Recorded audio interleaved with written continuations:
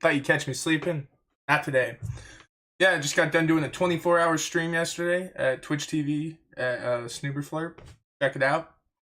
But if not, either way, we're here to do another review of One Piece. Again with the slacking this week. Snoobs is I've been streaming a lot. I got WoW, World of Warcraft, that is, and slamming out with a couple different streamers and friends. I give us a couple shout outs to Twitch TV Burrito. We got Twitch TV Rumpin' X and Twitch TV Rob Wiz. Yeah, we're part of the Rorschach test gang, and we've been having a lot of fun, but we've been busy playing and live streaming, and just haven't had time. Been helping some older folks redo their yard, and they pay me that on the side, and just a bunch of stuff, so finally got some time after my stream yesterday to do a video, so I spent some time clipping all that and hanging around. And yeah, let's get into it. It's chapter 915 of One Piece. The chapter is Bakura Village, and yeah, we'll be in for a good one, guys. So here, I'll open up the chapter cover while I pull up the webpage, and then we'll get started here. So yeah, the cover page for Bakura Town is, again, I guessed this last week. I was surprised a few people didn't realize this. You can kind of see a tattoo on his arm, and Bellamy was a part of the whole situation with the Grand Fleet. Obviously, Oda wanted to touch back upon this. So yeah, we get to see old Springboard himself, Bellamy. Yeah, so apparently he is going to be crafting flags or working on other dry goods within the dry goods town. And it was dye goods, actually. I keep saying dry, but it was dye goods. I misread that last week. Yeah, so he's making flags with this guy, and apparently he's getting his ass beat. Got a couple thwacks on the head, but Bellamy looks like he's eager and ever interested, and apparently he's retiring as a pirate. Now, we've seen a couple cover pages where they've tried to retire, and usually doesn't go too well, but we'll see where it goes. I'm interested. Really, really do like Bellamy's character, how Oda's worked him out and developed him over the years. Really cool character. He ain't no Katakuri, but he's still up there. He's a cool guy. But yeah, no, this week's chapter was cool. Wasn't insane, but we saw some cool badass moments and a lot of Wano hype, stuff building up. But yeah, this is a bit of a sumo-centric chapter. So where we took off from last week was Luffy and Zoro and Okiku chasing after, it was like a Batman and Gazelle Man, Devil Fruit gifters. So they charged this town called Bakura Town, and it's just outside of Leftovers. All the people from Leftovers were originally living in this town and have been forced to move out. I think the only exceptions are the people from what was that town called? The Amigasa village. Those guys, like Otama and Hitetsu, I think lived there.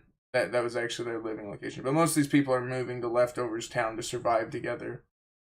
But yeah, so there's a sumo tournament going on here in Bakura.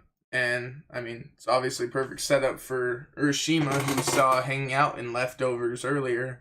Now he's back here in the Bakura town, and sure we'll get into some sumo wrestling here. He's sitting and having a meal, and he's retelling one of the other men who work under Kaido, one of his gifters. He tells him, you know, he only retreated earlier because of the samurai. He saw Zoro, and he didn't like the aura he emitted. So this guy has a way of sensing aura, probably some form of hockey to a degree, observation hockey. I don't imagine this dude's going to be insanely badass, but he could be. Who knows? I mean, sumos are strong dudes in real life in general, so things could get wacky. But he sounds ever serious about making Okiku his wife. He really takes it serious. I mean, hey, it's not often you see a woman who can stand up close to your stature, Urashima. I get it, man. She's got legs in there for days. I mean, 3 meters tall. We're talking real lovely lady there. A lot of land to cover there. But yeah, so he goes on to tell, you know, he's got the status, he's got the fame, he's got the quality of living and food for her. There's no way she can turn him down. And his buddy's just kind of like, why are you even worrying about something like that, dude? Like, she's from the leftover town. You're a samurai, or not? Well, I think he's he works under Orochi. I don't know if he's a samurai yet. They carry swords like he's a samurai. And either way, he's got status. He's got a lot of status there. And so he goes on to say that, you know, people of lower class who are from like the town of leftovers, Orochi doesn't care what you do. To Orochi, they're scum. You know, they're just waiting to be stepped on. And he tells him he should take Okiku and burn down the village and her family in front of her. You know, really teach her that, you know, what type of class of people they are and who they should respect and listen to. Yeah, we get introduced to a gifter here, Mouse Man, who has the mouse smile user. So it seems like with the bracketing, like the panels, the little, that's not the term I want, placard, I guess, that he's giving to the gifters, it seems to be saying like they're smile users. So maybe there's, you know, you can have a devil fruit and then you can have a smile version of it, and these users can use. But we haven't seen the full extent. It seems like they just have little aspects of the devil fruit attached to their human. It's not like they have forms where they're separating between, like, there's their standard form, they're changed into animal form, and then you know, they have usually some sub form. It's like a hybrid that makes them faster or something like that. It's like they can either change full into an animal, back to a human, or a sub version. But right now it just seems like they're pretty much stuck in the sub version, and it's more human with just added features. That makes sense. But I hope he kind of goes in depth about how Smile and all these artificial devil fruits kind of play out and what their effect on the whole overall devil fruit usage is. Scott, I can't imagine there's like a million mouse dudes out there. They just keep making mouse devil fruits. They keep making dinosaur, whatever, you know. Well, I don't even think they can even touch the legendary. That's not the term I want. The mythical zones. Yeah, mythical zone. I'm sure there's dudes in his crew that have mythical zones, but I don't think they're gifters. I don't think they have any of the smile users. But anyways, Mouse Man here. Very original names. He's like, you could kill their whole family, you know. She doesn't have a home to return to, and you know, you'll ensure that she has to live with you. She needs you to survive.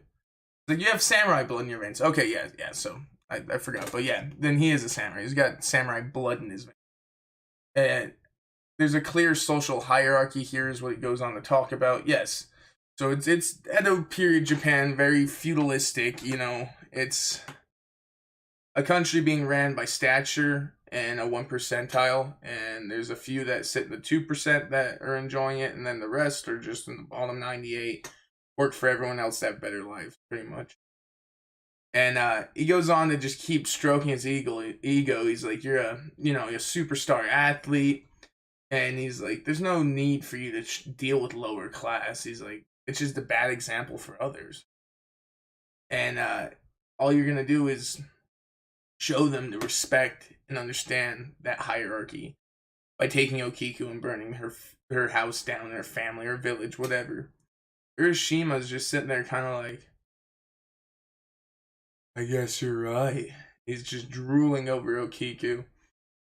Like the disgusting swine he is. No, Urashima is an interesting character. I like his character so far. Because he's a good scumbag.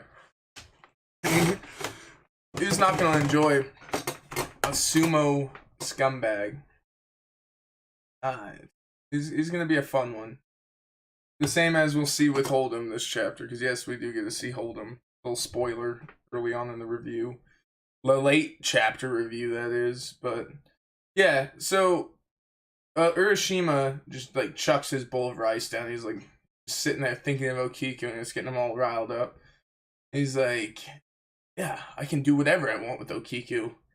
And, you know, the citizens who, like, run this restaurant are kind of like, do we offend you, Yokozuna? Which is his surname.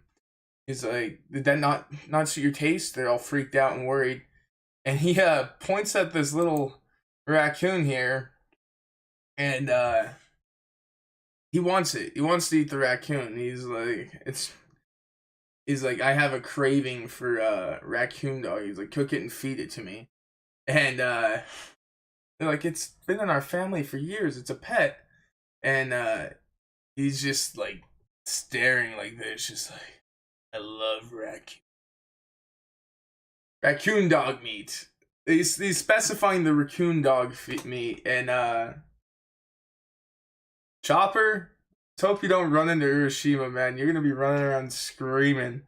There's gonna be a scene in this arc where Chopper confronts Urashima. It may even be him and Urashima who end up fighting each other. He's got his heavy point. He's got his monster point. There could be some cool stuff with the sumo wrestler and him going head to head, not back to back, head to head. But yeah, he's gonna want to eat Chopper. I can already see scenes happening where Chopper's hiding from this dude because he's looking around. He wants to eat him. He's a big fan of raccoon dog, apparently. So Chopper's perfect for the menu, for most people's understanding. So we cut over to a different section of Bakura, and there's a couple people talking. Someone's talking about bringing Tama in. So Tama's here, and he goes, "Oh, you poor child. She looks like she's about to cry." And Tama's tough warrior honor code, I ain't gonna cry. She's biting back tears. She's super scared. She wants Luffy to come save her. And you got Gazelle Man. He was running at full speed. He's just dying. He's like, my sides hurt. He's just dying over there. I'm dying now. Off a wee bit. Smoking probably don't help. Good thing I ain't Gazelle Man. And you get this creature who we'd seen in the prior panel. He's like, that's enough. Out of the way is a Gazelle Man. He's like, your constant wheezing's annoying. And yells, you need to work on your endurance, you fool. So yeah, we see this panel that we'd seen the silhouette of before, and it's looks like Hold'em from our understanding. And someone says, wasn't talking to you. And, Hold'em, I'm gonna call him the tiger right now, kind of looks up at him and he's just staring. And this pisses off what I would call the real Hold'em. So this is actually Hold'em right here. And he's a gifter also. He's a Lion Smile user. He's not a gifter. I guess he has a different title. He's one of the Beast Pirates headliners. And we've known this before, but I always assumed gifters were people who got the artificial devil fruits, and people at real devil fruits would be the headliners, and then there's the calamities. The calamities would just be like the strongest captains, the commander, division leaders.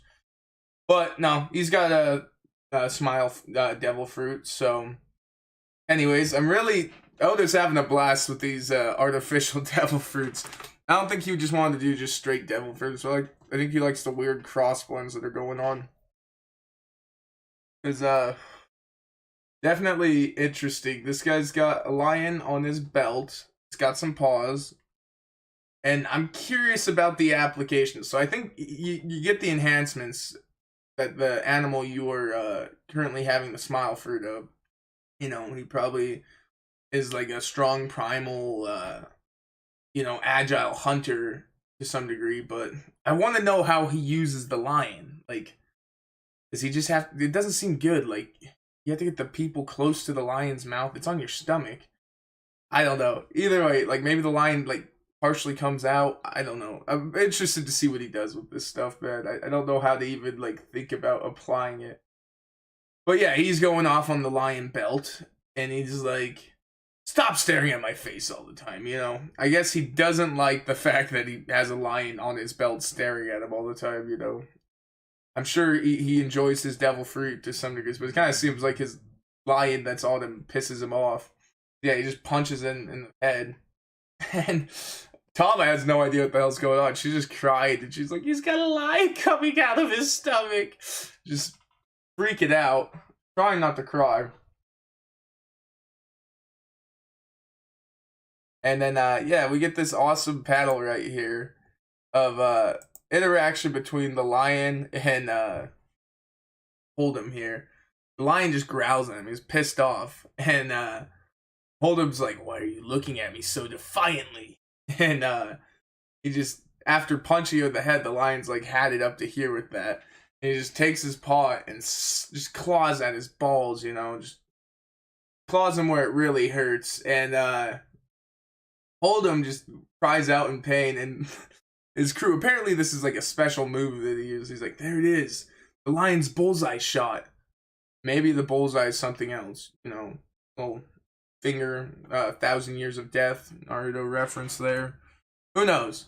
But yeah, it lays out Hold'em, and apparently it hurts the lion too. It's pretty solid, because they share the same body. He's like, so his crotch belongs to the lion too. So to punish the cat, he's got to punish himself.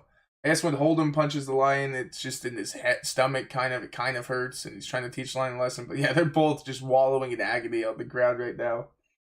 And some of the crew just say, you know, why won't that beast learn? Like, he's gonna pay for this. And they ask, you know, what are they gonna do with Tama? And he starts questioning her. He's curious, you know, how'd you tame the baboon all on your own? You're like an 8-year-old girl. That baboon has been giving us trouble. Hell yeah, he's got a katana that's like 20 feet long. But they tell, you know, they know that she's the one who tamed it, and they're like, you must have some devil fruit for this. And we get a little flashback from Hitetsu here, and it's like, Hitetsu was told Tama before that her devil fruit is super useful, especially for the pirate group that is on their island currently. And she shouldn't use it in front of people. And Tama just kind of, you know, like a kid would. Just really good at training animals, that's all. I didn't do anything crazy. And they don't buy into that. They already know. He's like, we definitely saw you pull something off your cheek. And so he's like, so why don't we test it with some pliers? Pliers, sold at your local Home Depot in One Piece. If you go to your Water 7 or a local crafting island near you, I'm sure they've got a whole island dedicated to in the Whole Cake Island archipelago. But no, yeah, so they ask for some pliers, and she starts, you know, needs Luffy. She wants Luffy to come save her. Calls him Luffy. Luffy. But Luffy and them are just arriving into Bakura, like just full bore blast in there on a Kamenu. And Luffy's just screaming, you know, Tama! Where are you two? And then gets cut off. I mean, this panel's awesome, man. I like the designs so far going on for all these cities. Super good. Super good stuff. I feel like I'm not explaining how much I'm enjoying it that well, but super good stuff. But yeah, so Luffy's screaming as soon as they enter. Luffy has no understanding of subtlety. And, you know, Okiku's like, no, Luffy Taro, you know, you mustn't say things so rashly. You guys just came in there on a Kamenu, full blast. People of this town already know outsiders that are coming in. They obviously don't fit in. Like, they know who's living there. All the people who live in this town are regulars. I mean, they even talk about how everyone here is working with Orochi and Hold'em and all of the different headliners. But nonetheless, Luffy doesn't need to just shout their existence as soon as they enter the town. I mean, just this section knowing was enough. But Luffy doesn't think twice about those things. That's small potatoes to him. Okiku tells him, yeah, everybody here is working with the people who kidnapped Tama. And all the other people are kind of talking on the side. They're like, stop right there, you know. There isn't any record of them leaving the town.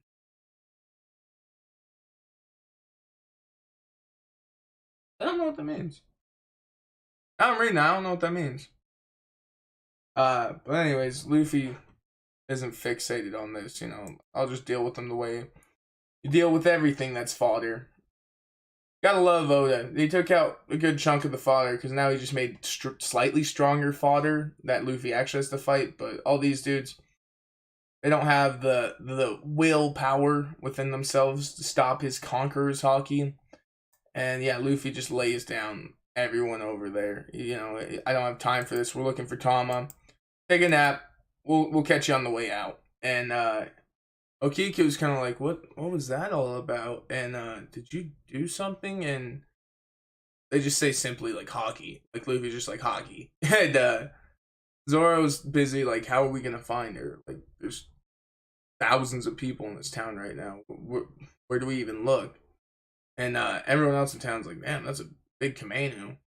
And Zoro kind of just says, it doesn't look like anybody's gonna tell us where they are. He's like, the people don't look like fighters, but you know, it doesn't seem like they're trying to get involved. And Okiku kind of explains what's going on in Bakura town.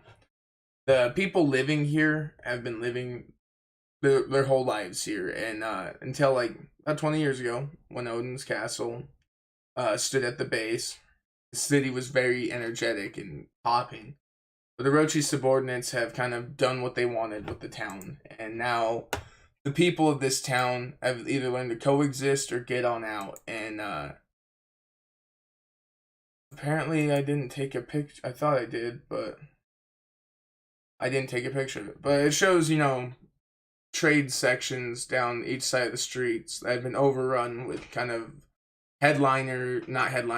gifters and different subordinates of Kaido's crew and Orochi's crews. There's just samurais and yeah, different pirates sitting all along the streets. And essentially only merchants and tradesmen are allowed to stay here, and the rest have been forced out of town. And so essentially Bakura has become the slums for like crime syndicates and merchants and traders. That's about it. Nothing else going on here. Anyways, Luffy takes acknowledgement to some weird thing. Luffy takes acknowledgement to something weird. Kind of, the hell is that? Luffy just sticks his arm out and catches it, and it's just a sumo wrestler who comes barreling at him, and Zoro makes the obvious assumption, well, there's something going on over there. And yeah, Luffy's just hanging this Zoro, the sumo wrestler, by his loincloth in the air. You're just like, sumo wrestler came flying this way. Strange. Is like, is there a sumo match nearby? And did he really have thrown a sumo wrestler that far? Well, I mean, Luffy, there are other people out there like you. You're not the only one. I mean, you're literally holding him by his waistband right now, like it's nothing. And you're like the smallest dude in this whole damn town. Okiku's goddamn taller than you, well, for obvious reasons, but nonetheless, you're a short dude. I think the only person I've seen you taller than is Granny Chio. And it's because she's a granny. Well, I guess he's taller than Chopper. There's a few people, but most of them are either dwarfs or very small people, and it's very seldom. I know, it's not Christmas. This is the largest coffee cup I have. And I'm needing coffee. I've been drinking a lot of coffee lately. It's been nice. But yeah. So, he's got a big palm on his stomach. Wonder who this massive, well-known sumo wrestler would be. Oh yeah, it's Urashima. Yep. He's got some tribal tats going on. Didn't see before. Adds a little uniqueness to his design. I actually kind of dig it. Makes him a little cooler to me for some reason. And yeah, there's an announcer. He's like, overwhelming strength. As expected, will nobody topple him? Will no one be able to take down Urashima, the Yokozuna of the flower capital? Urashima is so big and strong. He's so strong. Yeah. Urashima sent that dude flying. He's got some power.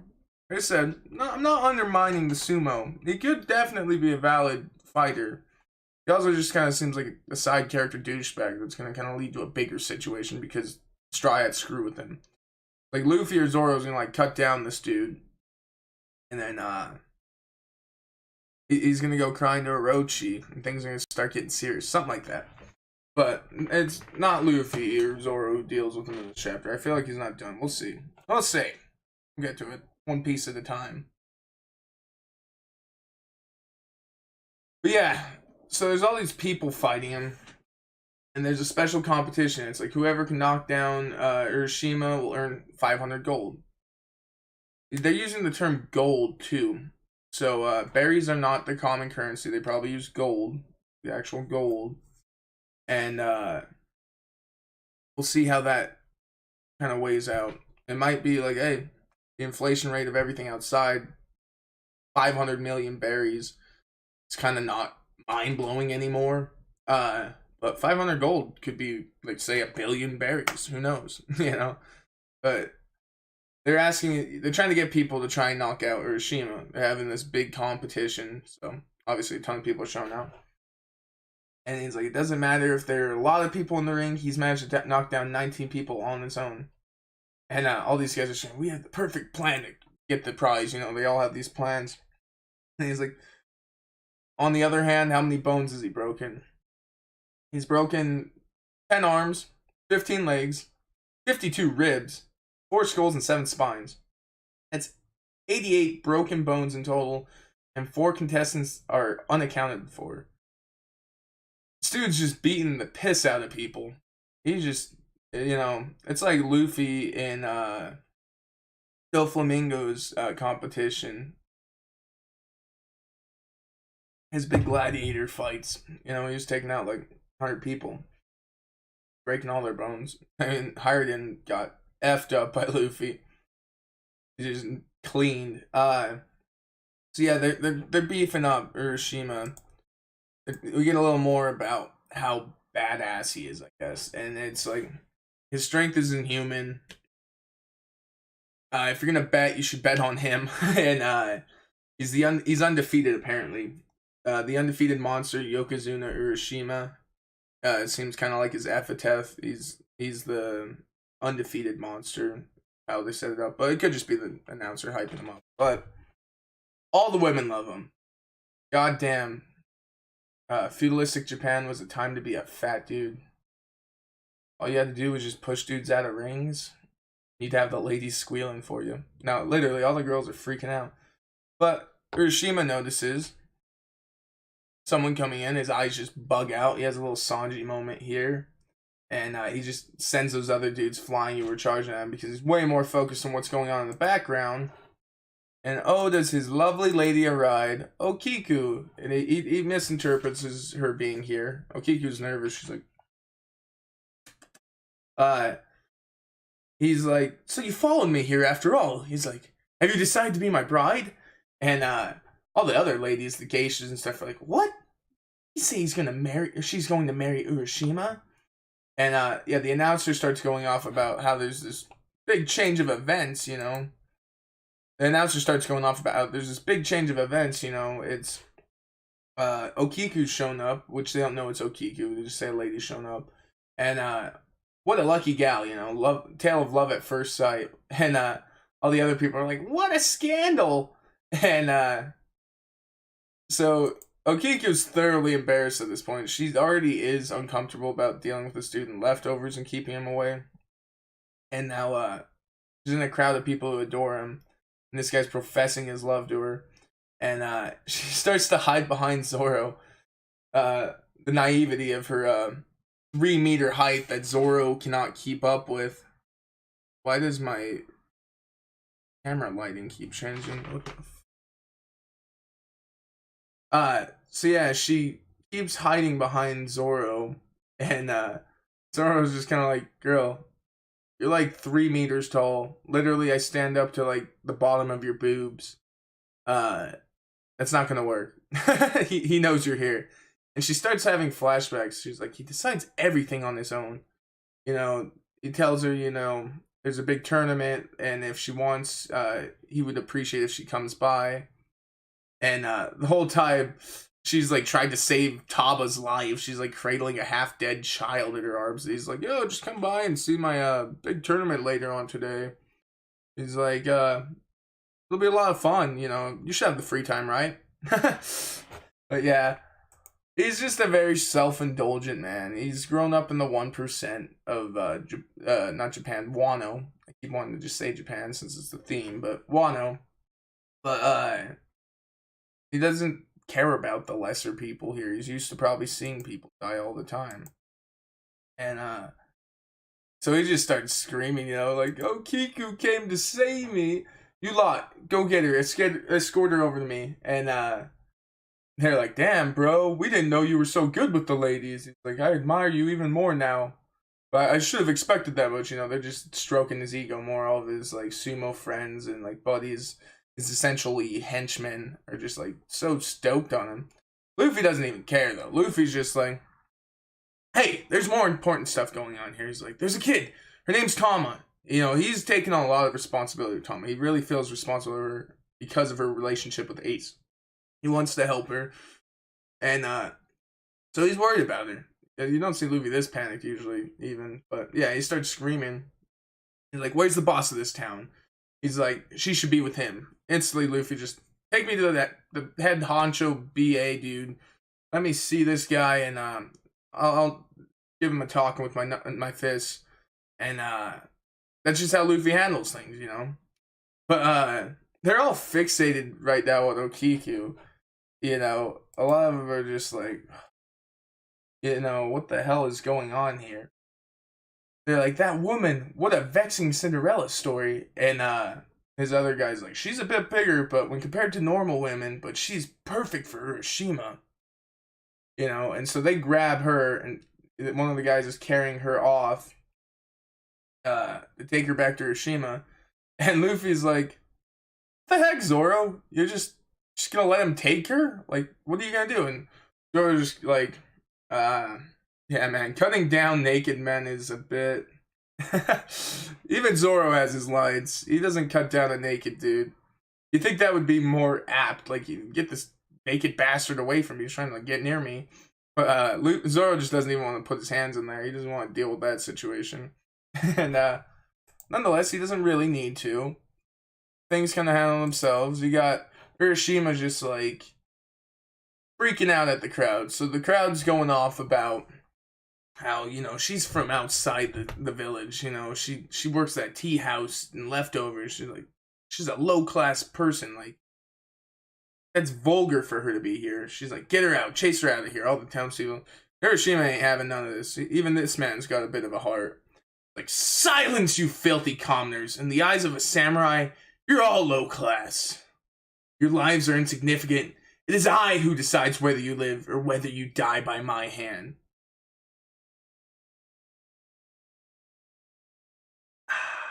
So, bit of a tyrant here. Kind of sees himself above people a bit more than he should. I don't think you're, you know, the emperor or I don't think you're the, you know, emperor, shogun, or even the daimyo. You're kind of just a samurai. Dude with samurai blood. I mean, you're still in the upper percentile. You know, that's nice. But let's not get ahead of ourselves here, Hiroshima. But either way, he just goes off and shuts the villagers up. And, you know, he just starts running. He's like, "But Okiku can become my wife." And makes a gorgeous face. Look at those lips. God, you want to kiss him, right? Oh. But yeah, he's just going Sanji on her, man. Just chasing her down. And Okiku does her now known weird character quirk. She's like, "I do not know of anyone whom you refer to as lower class." She does not consider herself lower class, because guess what? She's in the same tiering as him in her eyes. You know, she's a samurai. They share the same class of it's not an economic class, just social standings in her eyes. And Hiroshima don't see none of this coming. He's just like, "My love."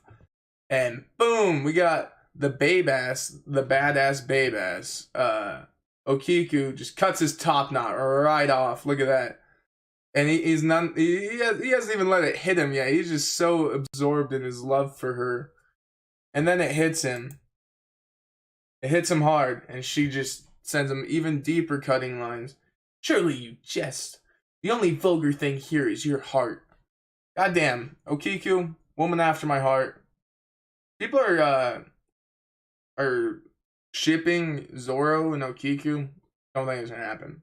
One, shipping with the Straw Hat Crews just ain't gonna happen in general. Nobody's relationshipping really at all. You know, I just don't see it happening. And if it is, it's not gonna be like roommates together. Really, I don't think that's the way things are gonna go. It might. Either way, don't really care that much. But the one thing I would say is I was thinking about today. I think Okiku and Kinemon, that'd be cool. I would actually dig that. That'd be kind of cool. Both samurais.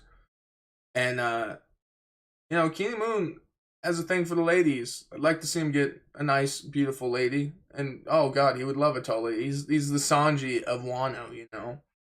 And, either way, we'll leave that all aside.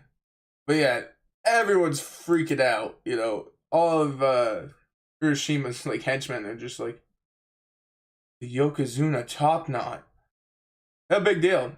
She just cut down that man's pride, essentially. And I'm sure we're going to learn more about how what she's going to have to deal with the top knot being removed. I know it's dishonorable, but I don't know the full extent of what happens with top knots.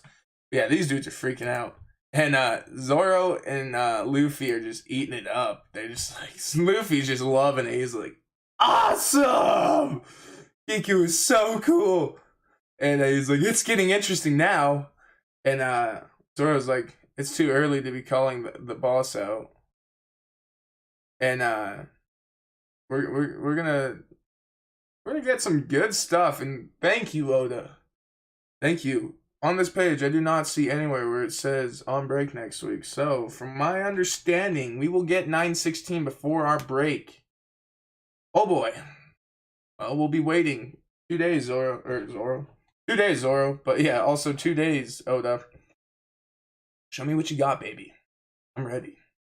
We'll do the chapter review probably late again, because Friday, gotta work on the old people yard again. I gotta get that knocked out. They're leaving for the winter pretty soon, and I just gotta get that knocked out, do some things in the spring for them, and we'll be good. Saturday, I gotta see my Faja. I gotta see my father. I'm going to a racetrack. We're gonna go watch some races for his company work party. Just I don't get to see him often, like once a month, if that. Sunday, I gotta have wings after work with coworkers. I already agreed to it. I know, I can't say no. I keep putting myself behind. But, hey, hopefully Oda releases this chapter early. By early, I mean Jamini's box gets it early. Anyways, definitely will happen Monday night or Tuesday day. Because I'm not going to do a 24-hour stream the following week. That's just too much. But I will be reviewing One Piece. And then, hopefully, I'm thinking tomorrow I'll try and do just an overview. I keep saying that. I put it off for like 2 weeks. Just been busy, guys. I don't know. I don't know what to do with myself right now. But hey, thanks for hanging out. This is my chapter review of chapter 915, One Piece, Bakura Town.